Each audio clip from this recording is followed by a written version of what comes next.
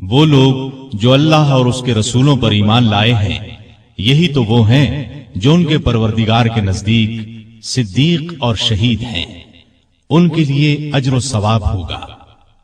ارشاد نبوی ہے، اے علی، کیا تم اس پر راضی نہیں کہ تمہیں میرے ساتھ وہی نسبت ہو جو ہارون علیہ السلام کو موسیٰ علیہ السلام کے ساتھ تھی؟ البتہ میرے بعد کوئی نبی نہیں ہوگا۔ جماعت اصحاب روشن ستارے ہیں، آسمان پر موجود ستاروں کی روشنی کم و بیش ہے۔ یہی مثال صحابہ کرام رضی اللہ عنہم کی ہے، لیکن ہیں سبھی روشن۔ ان میں سب سے نمایاں، سب سے روشن اور سب سے تابناک بہرحال پہلے 4 صحابہ رضی اللہ عنہم ہی ہیں۔ یہی پہلے 4 اصحاب خلفائے راشدین ہیں۔ عشرہ مبشرہ میں بھی سب سے پہلے انہی کا نام ہے۔ یوں تو اللہ تعالیٰ نے قرآن مجید میں رسول کریم صلی اللہ علیہ وسلم کے سارے ہی صحابہ کو جنت کی بشارت دی ہے، پھر ان صحابہ کا درجہ سب سے بلند بتایا جنہوں نے اسلام لانے میں پہل کی، اللہ کے راستے میں ہجرت کی، کافروں سے جہاد کیا۔ سیدنا علی رضی اللہ عنہ ایسے ہی صحابہ میں شامل ہیں۔ انہیں یہ عزت بھی حاصل ہے کہ وہ بدری صحابی ہیں۔ اللہ تعالیٰ نے بدری صحابہ کی سب خطائیں معاف کر دی۔ علی بیعت رضوان کرنے والوں میں بھی شامل تھے کہ جن کو اللہ تعالیٰ نے واضح الفاظ میں اپنے راضی ہونے کی خوشخبری دی ہے، پھر انہیں شہادت بھی نصیب ہوئی۔ مسلمانوں کا ایمان ہے کہ راہ حق میں شہید جنتی ہیں۔ ان سب باتوں کے علاوہ سیدنا علی رضی اللہ عنہ ان 10 صحابہ میں بھی شامل ہیں جنہیں دنیا میں جنتی ہونے کی بشارت دی گئی، یعنی عشرہ مبشرہ میں ہیں۔ ان تمام خصوصیات کے علاوہ آپ کی ایک خصوصیت یہ بھی ہے کہ نبی صلی اللہ علیہ وسلم نے اپنی پیاری بیٹی سیدہ فاطمہ رضی اللہ عنہا آپ کے نکاح میں دی۔ اس جلیل القدر ہستی کی زندگی کے اوراق آپ کے سامنے رکھتے ہیں۔ سیدنا علی دن رات کا زیادہ حصہ اللہ کی عبادت میں گزارتے تھے۔ نماز پڑھتے تو اللہ کی ذات کے سوا کسی چیز کا ہوش نہ رہتا۔ صدیق اکبر، فاروق اعظم اور عثمان ذو النورین رضی اللہ عنہم اپنے دور خلافت میں سیدنا علی سے خاص معاملات میں مشورہ کرتے تھے۔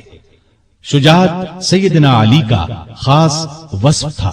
اتنے بہادر اور نڈر تھے کہ طاقتور سے طاقتور دشمن کی پرواہ نہیں کرتے تھے۔ تبوک کے علاوہ قریب قریب ہر لڑائی میں وہ شریک رہے۔ انہیں اللہ کا شیر لقب ملا۔ نہتے پر وار نہیں کرتے تھے۔ ایک لڑائی میں اپنے دشمن کو گرا لیا، اسے قتل کرنے لگے تو اس نے ان کے منہ پر تھوک دیا، وہ فوراً اس کے سینے سے اتر آئے، اس کی جان بخش دی۔ کسی نے پوچھا، آپ نے اسے کیوں چھوڑ دیا؟ فرمایا، میں تو اس سے اللہ کے لیے لڑ رہا تھا، اس نے جو حرکت کی تو اس پر مجھے غصہ آ گیا، اب میں اسے قتل کرتا تو گویا اس قتل میں میرا غصہ بھی شامل ہوتا، اس کا مطلب یہ ہوتا کہ میں نے اسے اپنی ذات کے لیے قتل کیا ہے۔ سیدنا علی کی بہادری کے واقعات ہمیشہ تابندہ رہیں گے۔ ان کو رسول اللہ صلی اللہ علیہ وسلم سے بہت محبت تھی۔ رسول اللہ کو بھی سیدنا علی اور آپ کی اولاد سے بہت محبت تھی۔ سیدنا حسن اور حسین کو رسول کریم صلی اللہ علیہ وسلم اپنے کندھوں پر اٹھاتے اور فرمایا کرتے تھے، اے اللہ، میں ان دونوں سے محبت کرتا ہوں، جو ان سے محبت کرے تو بھی اس سے محبت کر، اور جو ان سے بغض رکھے تو بھی انہیں مبغوض رکھ۔ سیدہ فاطمہ سے سیدنا علی کے ہاں 3 بیٹے اور 2 بیٹیاں ہوئیں۔ ان کے نام یہ ہیں حسن، حسین، محسن، زینب اور ام کلثوم۔ محسن بچپن میں فوت ہوئے۔ سیدہ فاطمہ کی زندگی میں سیدنا علی نے دوسری شادی نہیں کی۔ ان کی وفات کے بعد کئی شادیاں کی، جن سے 11 لڑکے اور 15 لڑکیاں ہوئیں۔ اس طرح ان کے کل 14 لڑکے اور 17 لڑکیاں ہوئیں۔ آپ کے چند حکیمانہ اقوال یہ ہیں: غریب وہ ہے جس کا کوئی دوست نہ ہو، گناہوں پر شرمندہ ہونا ان کو مٹا دیتا ہے، اور نیکیوں پر مغرور ہونا ان کو برباد کر دیتا ہے۔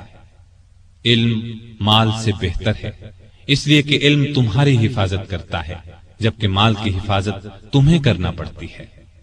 جو چیز نہ آتی ہو اس کے سیکھنے میں شرم نہ کرو۔ کسی سوال کا جواب نہ آتا ہو تو یہ کہنے میں نہ شرماؤ کہ میں نہیں جانتا۔ سخاوت وہ ہے جو مانگنے سے پہلے ہو۔ معاف کر دینا بہت اچھا انتقام ہے۔ مصیبت میں گھبرانا سب سے بڑی مصیبت ہے۔ لالچ سے کچھ روزی بڑھ نہیں جاتی، لیکن انسان کی قدر گھٹ جاتی ہے۔ بات کہنے والے کو نہ دیکھو بلکہ بات کو دیکھو۔ نیکی کی کوئی قدر کرے نہ کرے، تم نیکی کیے جاؤ۔ سخت ترین گناہ وہ ہے جو کرنے والے کے نزدیک معمولی ہو۔ مصیبتوں کا مقابلہ صبر سے کرو اور نعمتوں کی حفاظت شکر سے کرو۔ اللہ تعالیٰ ان پر اپنی رحمتیں نازل فرمائے۔ آمین۔